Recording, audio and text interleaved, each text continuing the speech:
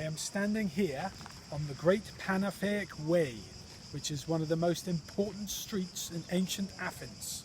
Now, as you can see, the road here is 2,600 years old at least. Well, not the tarmac, but the actual road.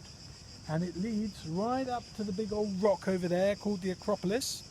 And if you turn the camera around, you will be able to see that the street goes that way, and it leads all the way to what they call the Dipylon Gate, which was a gate set into the northern walls of Athens. Now, every 4 years, the Athenians would have a great feast. It would last for 4 days, and the highlight of this feast was a great procession. They called it the Greater Panafaic Festival.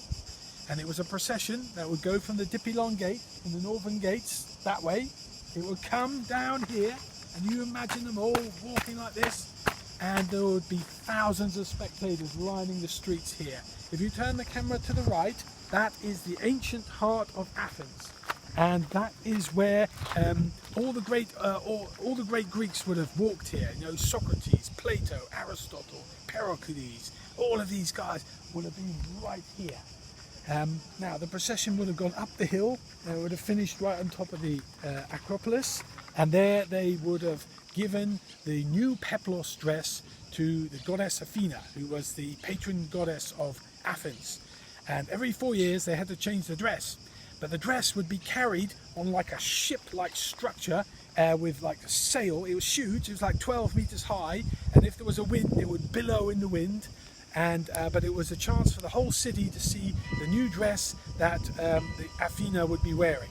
And a select group of women were allowed to make this, and if you were chosen to make this dress, it was a great honor.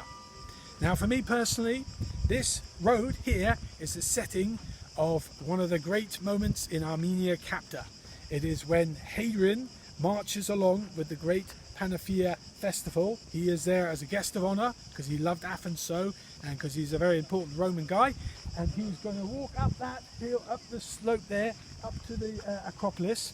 Now, Fergus, my hero, he's in charge of security for Hadrian. He's got 8 guys and himself. And Hadrian's got a lot of enemies because he was kind of not a very nice person to some people. Anyway, Fergus's job is to make sure that Hadrian stays alive.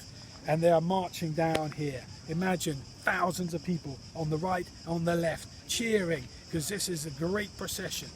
And they go right up to the top of the hill.